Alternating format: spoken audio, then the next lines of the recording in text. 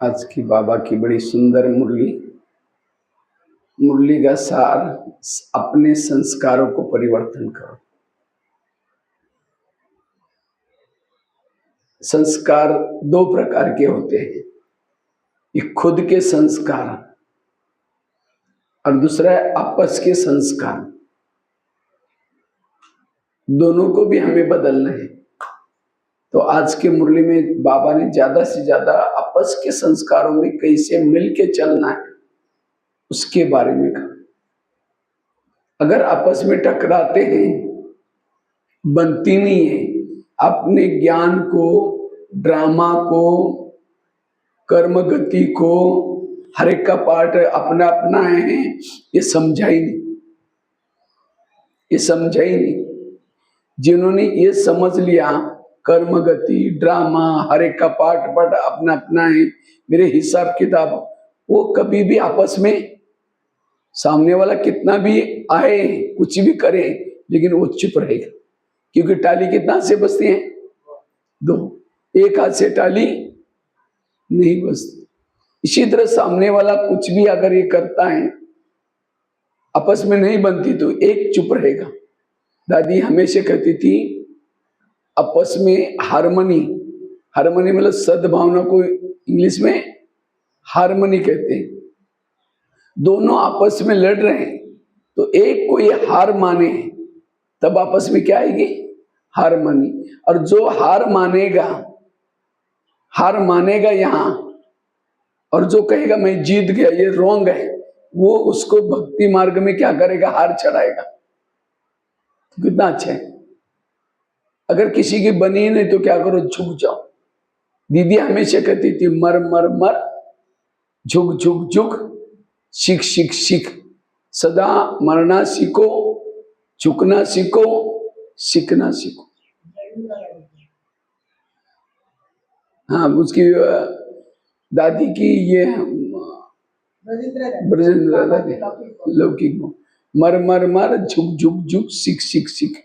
इसलिए हमें संस्कारों में परिवर्तन करना है।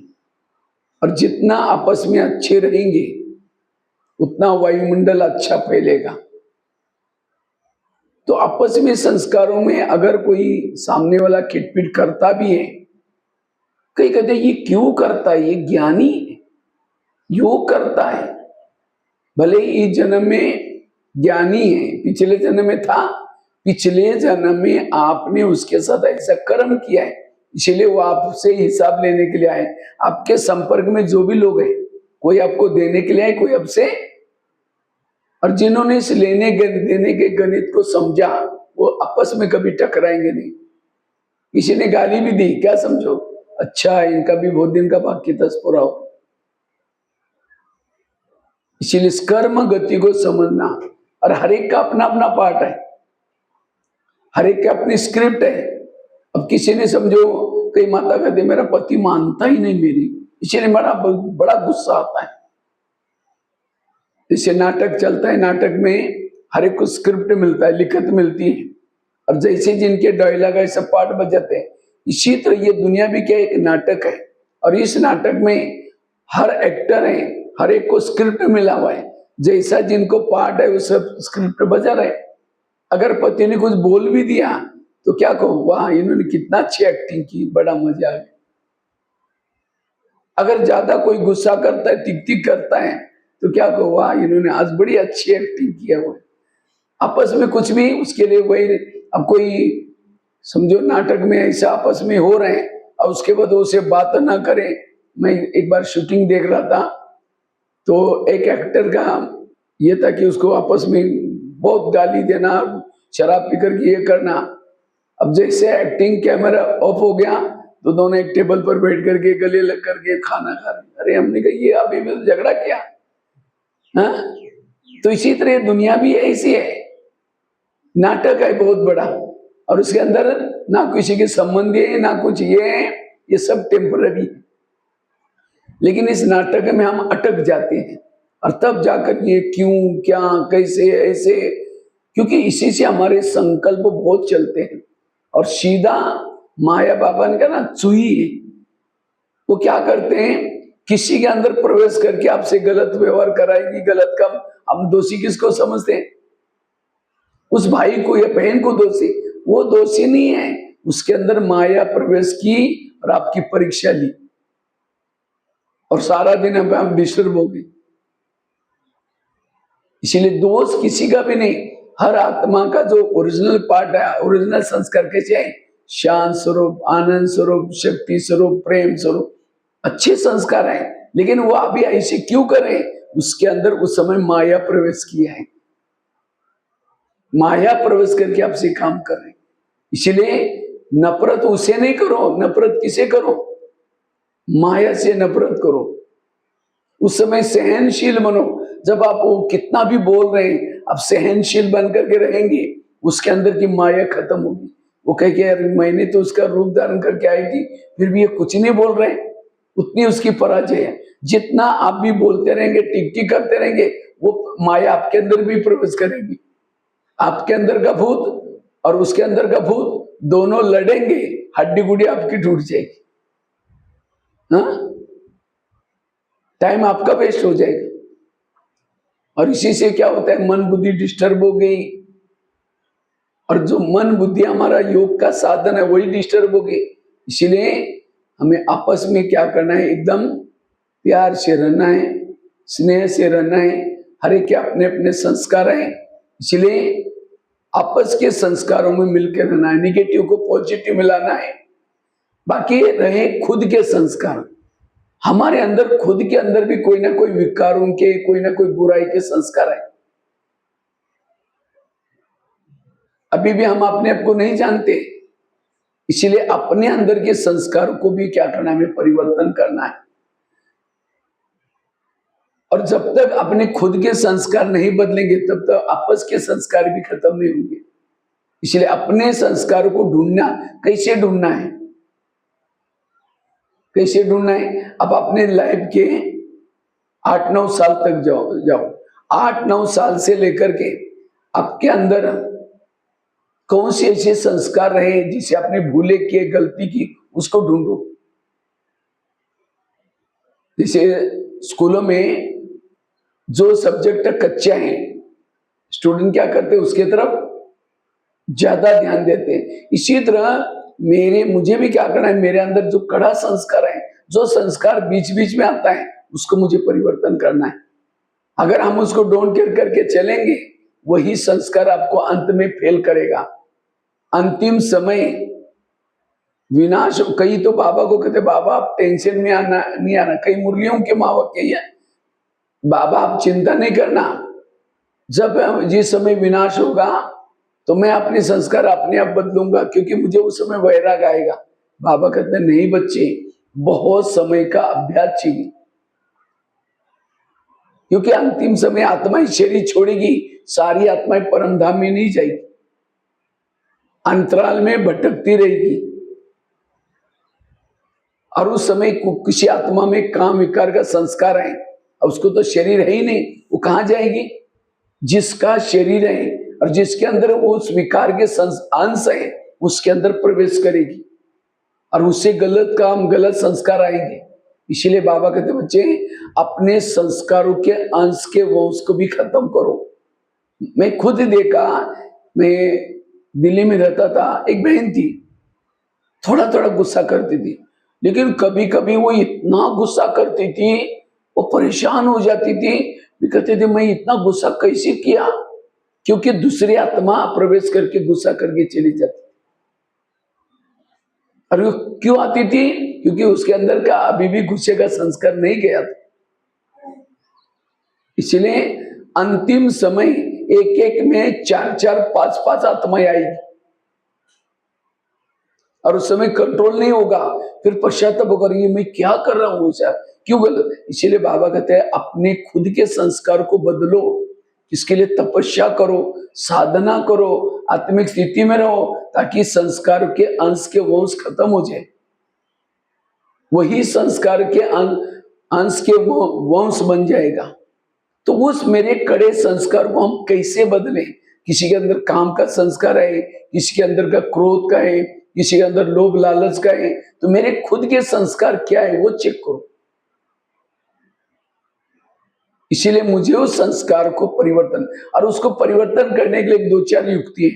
रोज अमृत वेला जब उठते हैं, अमृत वेला करते हैं, बाबा को दिल से सुनाओ। बाबा, अमृत वेला करने के बाद, अमृत वेला करते समय नहीं, लास्ट में जैसे कोई डॉक्टर चक्कर लगाता है हॉस्पिटलों में, तो हॉस्पिटल में डॉक्टर चक्कर लगाता है तो पेशेंट क्या करता है, क्या करता है, उठ करके बैठता है। अब डॉक्टर चक्कर लगा रहा है, पेशेंट सोया पड़ा हुआ है, दवाई नहीं मिलेगी। अच्छा, उठा हुआ है पेशेंट, उठ करके फिर भी वहां बेड पर ही ऐसा लटका हुआ है, तो भी दवाई नहीं मिलेगी। अच्छा, उठा हुआ है, डॉक्टर के चेहरे के अंदर देख रहे, कुछ बात ही नहीं कर रहा है, क्या प्रॉब्लम है, दवाई कैसी मिलेगी। जब डॉक्टर चक्कर लगाता है, पेशेंट उठ करके बैठता है और अपनी सारी प्रॉब्लम सुनाता है। अगर वहां चेकिंग नहीं किया तो कहां जाना पड़ेगा लेके, ऑफिस में। अब वो चल नहीं सकता, ये नहीं कर सकता, उसकी ऑफिस की फी एक्स्ट्रा होती है जिस समय चक्कर लगाता है। इसी तरह दुनिया में एक हॉस्पिटल है, बहुत बड़ा हॉस्पिटल है, और बाबा कौन है, सुप्रीम सर्जन है। इस दुनिया रूपी हॉस्पिटल में 4 वार्ड बने, कौन से, America ward, Africa ward, Europe ward, Asia ward. तो हम कौन से वार्ड में रहते हैं, एशिया वार्ड में। और यहाँ डॉक्टर आने का टाइम क्या है, सवेरे 2 बजे से लेकर के 5 बजे तक चक्कर लगाता है। अगर उस समय हम नहीं उठेंगे, दवाई नहीं मिलेगी। अच्छा, उठ भी गए, झुटका लगाते बैठेंगे, कहीं तो क्या करें, कुछ बोलेंगे नहीं, क्या हुआ और क्या नहीं हुआ, ऐसे फोटो की तरफ देखते रहेंगे। इसलिए उसी समय बाबा को सुनाओ। जैसे पेशेंट कहता है, डॉक्टर जी मैंने कल दवाई खाई, ये भी किया था, परहेज भी किया, फिर भी पता नहीं मुझे उल्टी हुआ, मुझे ऐसा हुआ नहीं। अच्छा डॉक्टर पूछा, अच्छा और क्या हुआ, क्या हुआ, सारा निकलता है। और फिर जाएगा ऑफिस में, जाकर के किसी नर्स को बुलाएगा, फलाना वार्ड में इतना नंबर बेड पर ये पेशेंट है, उसकी दवाई दे के आओ। ये खुद जाके देगा। इसी तरह जब आप अमृत वेला बाबा को सुनाते हैं, बाबा मेरे अंदर संस्कार है, मेरे आपस में टकराव होता है, ये मेरे अंदर काम के संस्कार है, करो। बाबा को सुनाने से बाबा क्या करेगा, उसी टॉपिक के ऊपर मुरली चलाएगा। अन्य या फिर मधुवन से या कोई सेंटर से कोई बहनें आकर के उसी टॉपिक के ऊपर क्लास कराएगी, जो आपके अंदर प्रॉब्लम है, ये आपको टचिंग के द्वारा दवाई मिलेगी। इसीलिए बाबा को सुनाओ। इसलिए कभी बाबा का मुरली में एक महावाक्य आता है, बच्चे सुप्रीम सर्जन से अपनी बीमारी को छिपाओ नहीं, सच सच बताओ। लेकिन कई क्या समझते, बाबा तो भगवान है ना, बाबा ने देख लिया आज मैंने आज गलती की, इसलिए कुछ मुख से नहीं बोलेंगे, तो बाबा कैसे मदद करेगा। बस समझो डॉक्टर बीमारी के बारे में जानता है, इसके अंदर क्या क्या बीमारी है, तो भी डॉक्टर के सामने जब पेशेंट आता है, डॉक्टर पूछता है आपको क्या हुआ, उस समय पेशेंट थोड़ी बोलता है आपको पता नहीं मेरे को क्या हुआ, देखो और चेक करके दवाई दे दो। बोलता है डॉक्टर को पता है, वो स्टडी किए हैं, तो भी पेशेंट को पूछता है, और पेशेंट जो बोलेगा वही दवाई देता। अब डॉक्टर के पास एक दिन जाओ, आपको बुखार नहीं, कुछ नहीं, क्योंकि डॉक्टर जी मुझे बहुत बुखार है, बस फटाफट लिख करके दवाई देगा। इसलिए डॉक्टर को सच सुना आपको क्या है। बाबा को भले भगवान है जानता है, तो भी बाबा को सुनाओ, बाबा मेरे अंदर ये संस्कार है। ये एक युक्ति। दूसरी युक्ति है, मुरलियों की स्टडी करो। आज अगर मुझे कोई संस्कार आता है, कोई याद, इसका मतलब मेरे पास ज्ञान की कमी है। और मुरलियां कुछ भी नहीं पढ़ो, जो जैसे मुरली के पॉइंट भी नोट करते, कैसे करो, जैसे आप डिस्पेंसरी में जाते हैं तो दवाई कौन सी मांगते हैं, कौन सी मांगते हैं, कहते हैं आपके पास जो भी टैबलेट है एक सैंपल दे दो, अब लेके जाकर के खा लो, उसको क्या हो जाएगा, उल्टा रिएक्शन हो जाएगा। तो वहां डिस्पेंसरी में कहते हैं डॉक्टर जी मुझे खांसी आ रही, थोड़ा खांसी वाली टैबलेट दे दो। इसी तरह मुरली भी एक डिस्पेंसरी है, जिसके अंदर काम की, क्रोध की, लोभ की, सारे विकारों की टैबलेट्स है। तो हमें वही पॉइंट्स लेने जो मेरी बीमारी, हम क्या करते हैं, मुरली के सारे पॉइंट्स नोट कर लेते हैं, और इसीलिए वो बीमारी जो है वो खत्म नहीं होती। इसलिए हमें मुरली सुनते समय आधा घंटा योग करके जब सुनते हैं, तो मेरे बीमारी की क्या टैबलेट है वो मिलेगी। मुरलियों की स्टडी करो। हमारे एक चित्र है, सीढ़ी का चित्र देखा है सभी ने? सीढ़ी के चित्र में लास्ट में एक भिखारी बैठा है और भिखारी क्या कर रहे हैं? हाथ में कटोरा है और कटोरा लेकर के भिक्षा मांग रहे हैं। और वो चित्र किसका हम बोलते हैं? प्रदर्शित समझाते किसका बोलते हैं? भारत का। ये भारत का चित्र नहीं है, ये ब्राह्मणों का चित्र है। क्योंकि भारत के पास तो गीता तो है ही नहीं, वो है भी तो झूठी मूठी। लेकिन असली गीता किसके पास है? हम ब्राह्मणों के पास। लेकिन वो कहां रखे हैं? शिरानी। पढ़ते नहीं है उसको, किसी के पास है ही नहीं, देखते भी नहीं उसको। और फिर कटोरा लेकर के कहते बाबा मेरा योग नहीं लगता, बाबा मेरी ये प्रॉब्लम है। इसलिए मुरलियों की स्टडी करना, मुझे लगता है मधुबन में 69 से लेकर के 2016 तक अव्यक्त मुरलियों की किताबें मिलती। कीमत क्या है? 10 रुपए, 10-15 रुपए। उस किताबें की ला करके एक लाइब्रेरी बनाना, सभी ने एक एक लाएंगे, सबको जमा करके लाइब्रेरी बनाओ, एक को निमित्त बनाओ, हर महीने में एक मुरली लेके जाओ, पढ़ो उसको। आज जो किताबें बने मुरली के द्वारा बने, सारे सब कुछ मिला है मुरली के।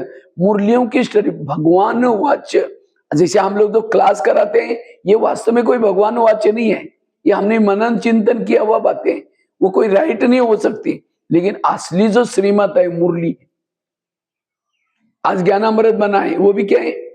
भगवान वाच्य नहीं है। कोई किताबें भगवान वाच्य नहीं है। संगम युग में केवल बाबा के महावाक्य डायरेक्ट कब मिलते हैं? संगम युग में। इसे शास्त्र बन जाते हैं, त्योहार बन जाते हैं। इसीलिए कोशिश, जैसे ये चीज है, ये पेन है, मैंने इसको टच किया, ये पूरा स्टैंड सोने का बन गया। इसको टेबल को टच किया, सोने का बन गया। ये माइक को टच किया, सोने का बन गया। चेयर को टच किया, सोने का।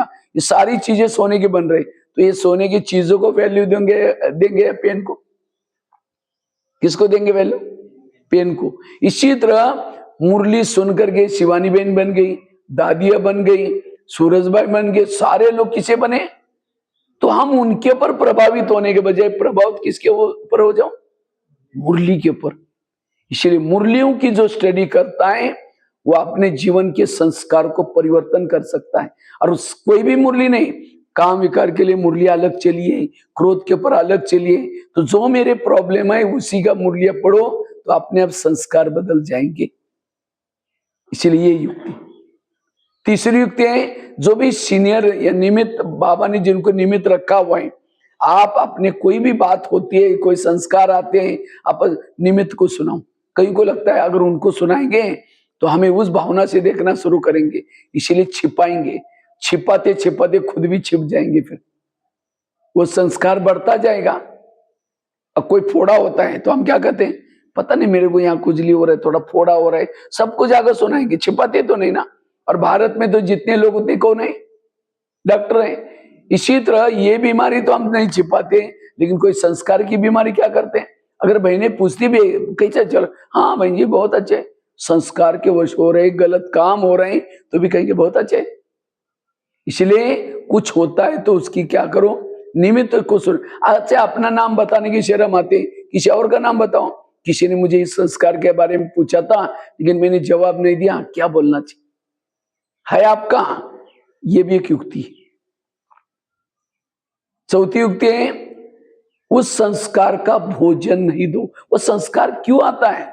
उसको भोजन मिल जाता है। समझो कोई क्रोधी व्यक्ति है, बहुत क्रोध करता है, और क्रोधी बुजुर्ग है, उठ नहीं सकता खटिया से, लेकिन है क्रोधी।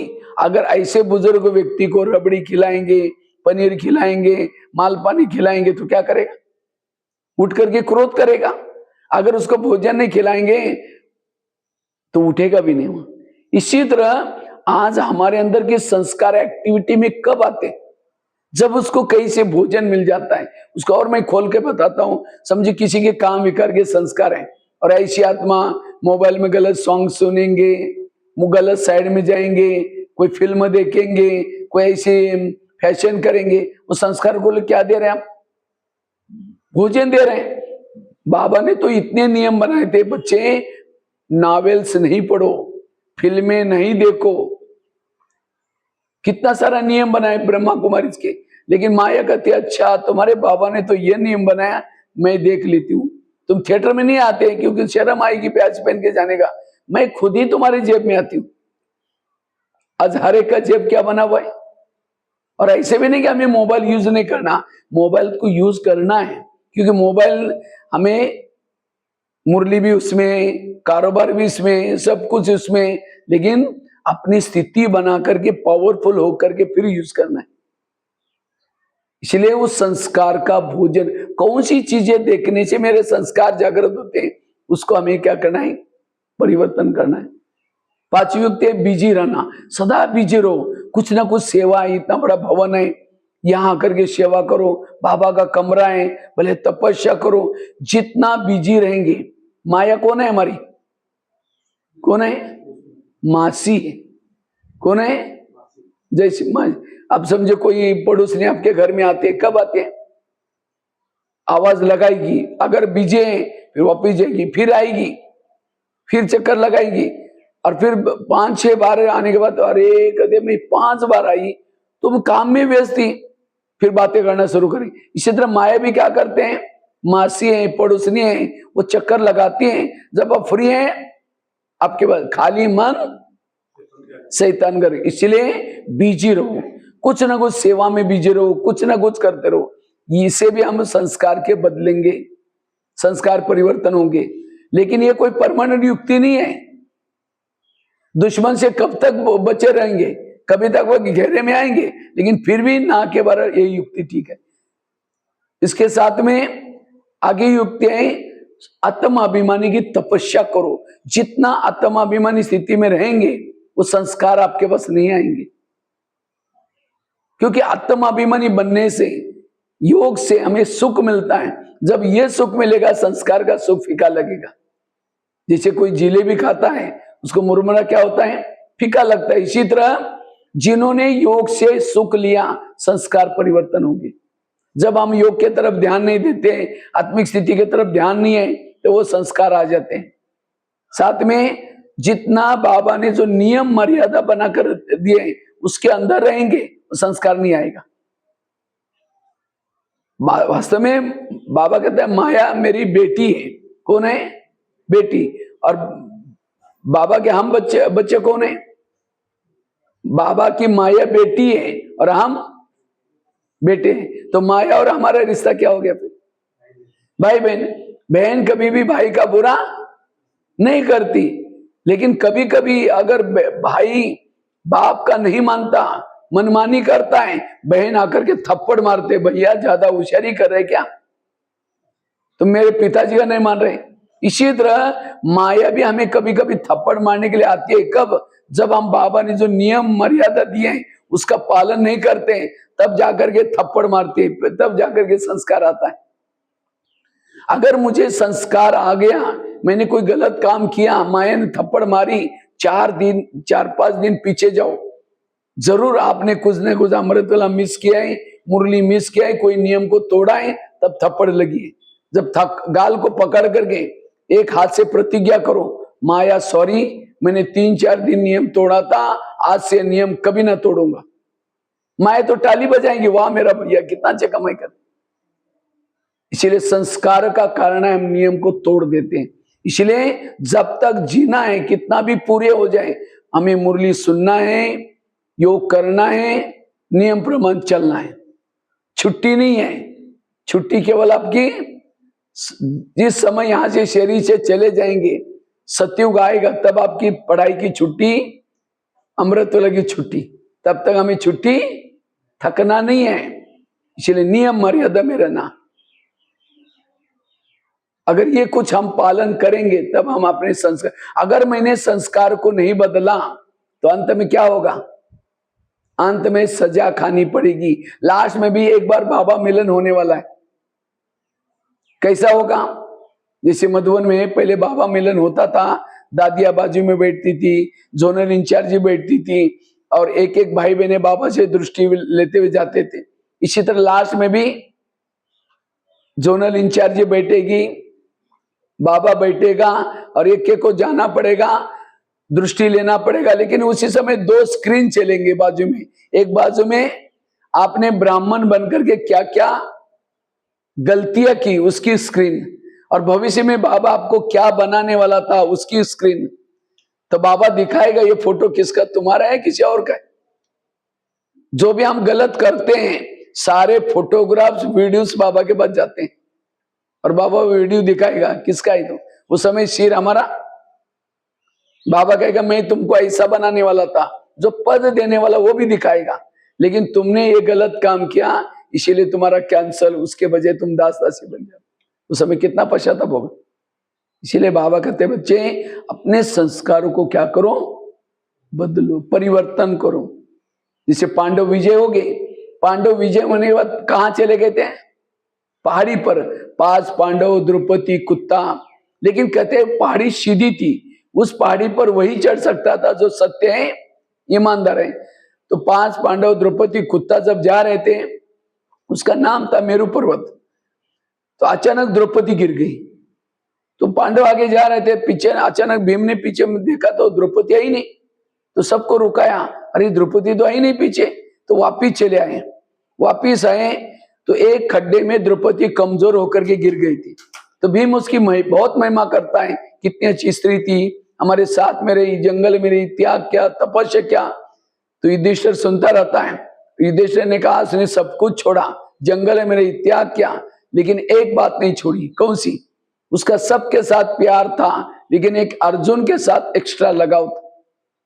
देखो सब कुछ छोड़ा, क्या नहीं छोड़ा? ये जो छोटे छोटे टोटके हैं, संगम युग की बातें हैं। हमारी भी विजय होगी, विजय होने बाद सभी पांडवों को पहाड़ी पर जाना होगा। पहाड़ी मतलब माउंट आबू वाली नहीं, पहाड़ी अर्थात परम धाम। वो कैसा है? सीधा, और वहां इंद्रदेव बाबा बैठा है। इस पहाड़ी पर वही चढ़ सकता है जो सत्य ईमानदार है। अगर मैंने ब्राह्मण बनकर के गलतियां की, कुछ गलत संस्कार हैं, चढ़ नहीं सकेंगे, गिर जाएंगे। फिर बाबा बताएगा तुमको मैंने कितना कहा। इसीलिए अपने नकुल क्यों गिर गया? बुद्धि का अभिमान था। सहदेव क्यों गिर गया? सहयोग करने का अभिमान था। भीम क्यों गिर गया? गदा युद्ध करने का अभिमान था। अर्जुन क्यों गिर गया? तीर चलाने का अभिमान था। और केवल कुत्ता और युधिष्ठिर, कुत्ता मतलब कोई प्रैक्टिकल कुत्ते की बात नहीं, युधिष्ठिर में ईमानदारी थी। कौरवों का भी प्यार था, पांडवों के साथ भी प्यार था, युद्ध में स्थिर था। ये सारी संग, अगर मेरे अंदर बुद्धि का अभिमान है, कुछ सेवा में सहयोग किया उसका अभिमान है, मुझे पूछा ही नहीं, बिना पूछे क्या, ये पूछ पूछ की पूछ। और जिसको पूछ होता है वो सतयुग में नहीं जाएंगे। कहां जाते हैं? त्रेतायुग में। त्रेता में राम के जितने भी भगत है पीछे से पूछे, क्यों उसने मैंपन नहीं छोड़ा था। इसीलिए चेक करो मेरे क्या संस्कार है, और अपने संस्कार को क्या करना है, परिवर्तन करना है। और जितना संस्कारों को परिवर्तन करेंगे, खुद के पहले करना है, तब आपस में फिर संस्कार। अगर आपस में संस्कारों में टकराव है, इसका मतलब खुद के अंदर के संस्कार अभी परिवर्तन नहीं हुए। इसीलिए बाबा कहते बच्चे संस्कारों को परिवर्तन करो। और जब संस्कार को परिवर्तन, क्योंकि ये जो सारा दिन टकराते हैं, ये करते हैं, डिस्टर्ब, जब योग में बैठेंगे वही बातें क्या हो जाएगी, याद आएगी। और आपस में भी हमें किसी को कंप्लेन करके, आज एक दुनिया को आप बदल रहे हैं ना। जब दुनिया को बदल रहे हैं तो या सामने वाले व्यक्ति को नहीं बदल सकते? हाँ, लास्ट में मैं एक अनुभव सुनाता हूं, मेरा खुद का अनुभव एक सुनाता हूं, क्योंकि आपस में टकराव में कैसे मैंने परिवर्तन किया। एक मेरे खुद का एक एग्जांपल आपको सुनाता हूं। मैं दिल्ली में रहता था, तो दिल्ली में हम 40 भाई बहने रहते थे आपस में, क्योंकि वहां विदेशी लोग बहुत आते थे, फॉरेन के लोग। तो फॉरेन के लोग आते थे, 4-5 दिन रहते थे, फिर ट्रेन से मधुबन जाते थे। तो बाकी कुछ लोग तो घूमने फिरने के लिए दिल्ली आते थे। उस समय पांडव नहीं था, तो वहां काफी सारा बड़ा कारोबार था, तो हर एक को डिपार्टमेंट मिला था। तो मेरे को किचन की सेवा थी, तो 150 कभी 100 ऐसे आते थे गेस्ट लोग। तो मैं किचन में सेवा करता था। 3 बहनों की सेवा थी भोजन खिलाने की। एक सवेरे नाश्ता में खिलाती थी, एक खिलाती दोपहर का भोजन और एक बहन खिलाती थी रात्रि भोजन। अब अलग अलग संस्कार से हम आए हैं, तो जो दोपहर का भोजन खिलाने वाली बहन के अंदर थोड़ा गुस्से का संस्कार था, छोटी छोटी बातों में गुस्सा करती थी। तो मैं 9 बजे किचन में जाता था, तो 9 बजे से लेकर के क्या करता था, 12 बजे तक खाना बना करके सब कुछ करके थल्ला वगैरह साफ करके कुकर का सीटी निकाल करके ढक्कन की रबर बैंड निकाल करके उसको लटका लेता था और कुकर के ढक्कन को उल्टा करके रखता था और सारा हॉटकेस वगैरह सब कुछ ठीक ठाक है। वो 12 बजे ऊपर से, क्योंकि फ्रीज वगैरह ऊपर रहता था, ऊपर से दही लेके आएंगी रखेगी, कहते कुकर के ऊपर ढक्कन क्यों रखा, उसके लिए प्लेट नहीं डाल सकते, वो ढक्कन को लेकर के जोर से फेंक देती थी इसमें जूठे बर्तन में और प्लेट ला करके रखती थी। तो मैं दूसरे दिन क्या करता था, ढक्कन को झूठे वो छोड़ देता तो जूठे बर्तन में और प्लेट ढकता था। कहते ये प्लेट क्यों ढकी, इतनी सारी जूठे बर्तन क्यों वो ढक्कन को नहीं रख सकते।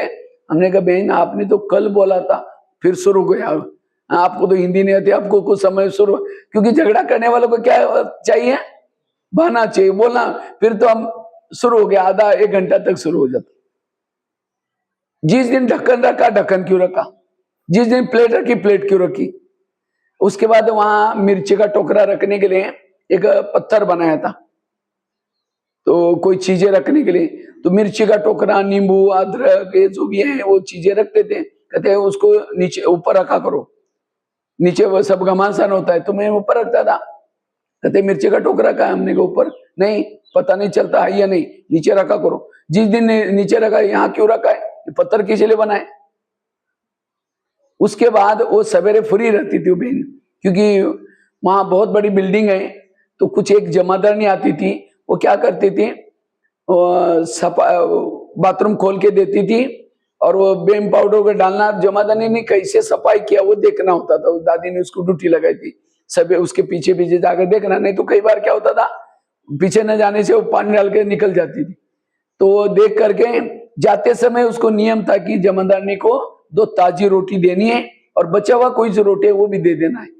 तो वो मेरे को कहती थी ताजी को एक अलग कागज में फोल्ड करके रखो और बासी को क्या करो दूसरे में रखो अलग कागज में। तो मैं 2 करके रखता था। कहते 2 बंडल किसी ने, हमने कहा एक में ताजी एक में बासी, नहीं 2 पकड़ करके कौन लेके जाएगा, एक में रखो। अब जिस दिन एक में रखता था कहते ये क्यों, मैं क्यों रखा, 2 में रखो, आपको हिंदी नहीं आती। अब मुझे तो समझ में नहीं कि करना क्या, तो मैं 9 बजे किचन में जाता था, मेरा योग बाबा से लगने के बजाय वही संकल्प चलते थे, अब ये आएगी पता नहीं क्या क्या बोलेगी, वो मुरली बाजों में वही मेरे संकल्प चलते थे। तो योग लगने के बजाय वही ये चिंतन चलता था। तो शाम को जब बाबा कमरे में जाते थे शुरू करते थे, मैं आत्मा हूँ शांत सो, किचन में जो बोला है वही सुनाई पड़ता था, वो ट्रांसलेट के बजाय वो बहन ही दिखती थी क्या क्या बोला है वो। अब योग लगने के बजाय कर्म योग ठीक नहीं, बैठक योग में भी डिस्टर्ब होता था। फिर आपस में जब मिलते थे कोई भाई बोलता था अरे तुमको बहन डांट रही थी, तुम भी बोलना चाहिए, तुम्हारी क्या गलती, आपस में परचिंतन चलता था। और ये सब का असर अमृतवेला के ऊपर, अमृतवेला जैसे योग में बैठते थे नींद आती थी, क्योंकि मेरा संग, तो मैंने अपना मौन का एक बिल्ला रखा था। मैंने सोचा कहीं मेरे से उल्टा सुल्टा शब्द न निकले, इसलिए किचन में जाता था मैं, भले ब्यास लगाया था लेकिन संकल्प तो चलते थे वो बोलने के बाद, मना वॉल्यूम 0 है लेकिन अंदर रेडियो चालू है, बैटरी तो डाउन हो जाएगी। तो इसी तरह कई दिन हो गए, कभी कभी लगता था छोड़ करके जाते हैं वापिस मधुबन में, यहाँ कहाँ पहुंच गए। फिर मैं सोचता था मधुबन में जाएंगे, वहां भी तो हर जगह पर कहीं ना कहीं होता ही है, चलो वापिस घर में। तो इस तरह से कई संकल्प चलते थे। एक दिन बाबा ने क्या किया, मुरली चलाई, मुरली में एक नीचे एक लाइन का स्लोगन था, बाबा कहते बच्चे निगेटिव को क्या बना दो, सहन शक्ति को बढ़ाने के लिए निगेटिव को क्या बना दो पॉजिटिव। मुझे ये बात बड़ी अच्छी लगी, मैंने सोचा इसका मैं प्रयोग करूंगा। तो जब भी मैं किचन में जाता था 10 मिनट बाबा की याद करता था, मैं सोचता था मैं किचन में जाऊंगा, बाबा उस भगत को भेजेगा, आज पता नहीं किस प्रकार के फूल लाएगा, आज अच्छी तरह डांटा अच्छी तरह बोला तो खुशबू वाली फूल डाल दिया।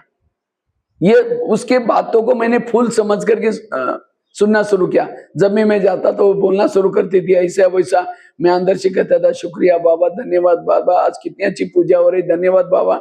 उसकी बातें मुझे सुनाई नहीं पड़ती थी वो क्या बोल रहे हैं। तो मैं अंदर से, तो वो बोल बोल करके चुप रहने के बाद मैं कहता था बहन जी ओम शांति। कहते इतना सारा बोला कुछ फर्क नहीं पड़ा, तुम तो बिल्कुल पत्थर है। मैं तो अंदर से सोचता था माँ मेरी पूजा होगी इतना, जब मुझे, मैं ये उसको नहीं बोलता था कि मेरी पूजा की, नहीं तो और चिढ़ जाती, तुम देवता बनेगा। हाँ तुम ये बोल, तो मैंने अपना अंदर से अपने आप रखता था। शाम को जब भी योग में बैठता था, बाबा कहता बाबा थैंक्स, आज बड़ी अच्छी पूजा होगी, धन्यवाद, कल वो भगत को बोलना जरूर, और भी मेरे अंदर सुनने की ताकत बढ़ गई, व्यर्थ खत्म हो गया। तो कर्मों में भी योग लगता था, बैठक योग भी अच्छा। कोई मेरे को परचिंतन सुनाता था, वो बहन जी तुमको जोर से बोल रहे थे और तुम चुप ऐसे सुन रहे थे, हंस रहे थे। मैंने कहा वो समझा, मुझे अच्छा समझा रही थी कैसे कैसे हम सेवा करने के। नहीं यार तुमको डांट नहीं, वो बहुत अच्छी है, बाबा ने उसको टीचर बनाया, टीचर बनाए, बाबा ऐसे वैसे को थोड़ी। तो उसके परचिंतन भी बंद हो गया, इससे हमें अमृत वाला अच्छी होने लगी। तो ये बहुत अच्छा। तो उसने मेरे को बोल कर रखा था कि जमादारनी आई या ना आई, रोटी बनाकर रखना आपका काम है, नहीं तो आपको काट ढूंढेंगे। मैं अपना बनाकर रखता था। एक दिन बाई चांस क्या हुआ, मैं बनाकर रखता था, 3-4 दिन जमादारनी आई नहीं। अब मेरे को तो बोला था वो आई है नहीं, आपको बनाकर। अब उसी दिन पता नहीं उसको कैसे गुस्सा आया, कुछ बाहर से बहनें भी आई थी वो दादी से मिलने के लिए, मैं अपना डाइनिंग हॉल में नाश्ता कर रहा था। अब उसी समय उसने 5-6 बंडल ला करके सीधा मेरे थाली में फेंक दिया, इतना सारा क्यों बनाया, तुम ही खा लो। अब मेरी थाली नीचे गिर गई, सारी बहनें देखने लगे। मेरे को मेरा संकल्प चलने के बजाय, गुस्से के बजाय, मैंने सोचा वाह बाबा, रोज तो फूलों से पूजा होती थी, आज तो बड़े गुलदस्ते से पूजा होगी, और वो भी इतना सारे देवियों के बीच में। आज का दिन तो मेरे लिए बड़ा यादगार दिन हो जाएगा। तो मैंने बड़ा खुशी से मुस्कुराते अपना थाली उठा करके धुलाई करने के लिए गया। मैंने सोचा आज की डेट में नोट करता हूँ, मेरे पास हमेशा एक पेन और कागज रहता है, मैंने नोट करा। तो इतने में बहन आई, जगह तो मुस्कुराते हुए लिख रहे हैं। तो वो कहते भैया सॉरी, क्या है वो जमादारनी नहीं आई थी ना, उसका गुस्सा मैंने आपके ऊपर निकाला। मैंने उसको भी पॉजिटिव लिया। हमने कहा आप थोड़ी गुस्सा करते, कोई इविल आत्मा जिसके साथ मेरा कोई हिसाब किताब है, वो आपके अंदर प्रवेश करके गुस्सा करके चले जाते हैं, उसमें आपका क्या दोष है। कहते मैं तो ठीक हूं ना। हमने कहा आप बहुत अच्छे, बाबा ने आपको टीचर बनाया, आप गुस्से वाले होते थोड़ी टीचर बनाते, आप तो बहुत अच्छे। कहते वो आत्मा मेरे में क्यों आती। हमने कहा आप आने देते इसीलिए आते हैं। कहते कल से याद दिलाना मेरे को। हमने कहा ठीक है याद दिलाएंगे। जब भी वो गुस्से वाले होते थे, मैंने देखा वो आत्मा आएगी अभी गुस्सा करेंगे। वो कहते नहीं हम आने नहीं देंगे।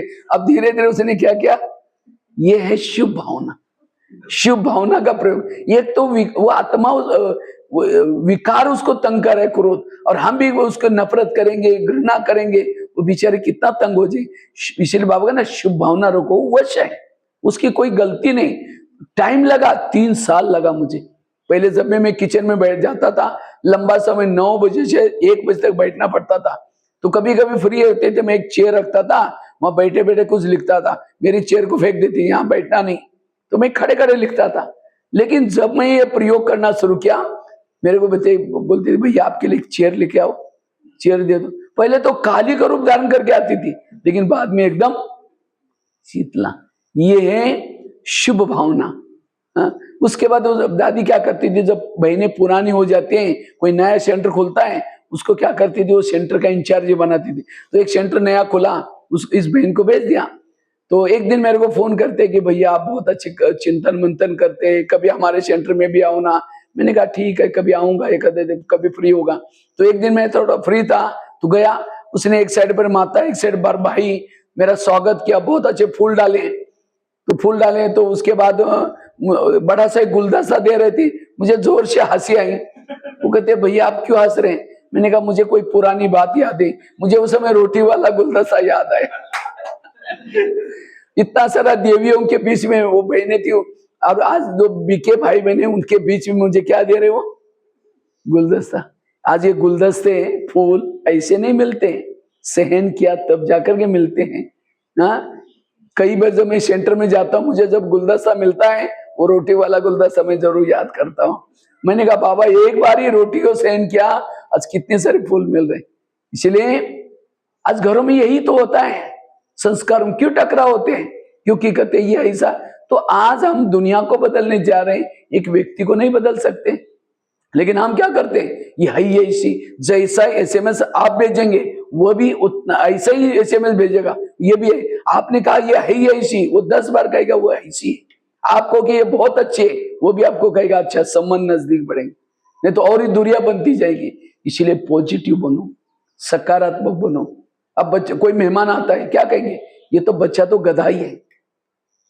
अब वो बच्चे को गधा बोलेंगे तो जाएगा, मिट्टी में लुटपुट करेगा, लात भी मारेगा। इसीलिए कोई भी मेहमान आते, मेरा बच्चा बहुत अच्छा है, मेरी बहू बहुत अच्छे है, मेरे से भी अच्छा खाना बनाते हैं, नहीं बनाती है तो भी बनाना शुरू करेंगे। बाबा का, मुरली का पहला माह के क्या होता है, क्या होता है, मीठे बच्चे। हम मीठे हैं, कोर्स करते ही क्या बोलना शुरू किया, मीठा मीठा बोल करके क्या बना दिया, मीठा बना। इसलिए बाबा से हमें सीखना है, हमें भी क्या करना है, सभी की महिमा करनी है, किसी की भी। इसलिए कोई कैसा भी हो, उसके लिए पॉजिटिव संस्कार है। ठीक है, ओम शांति।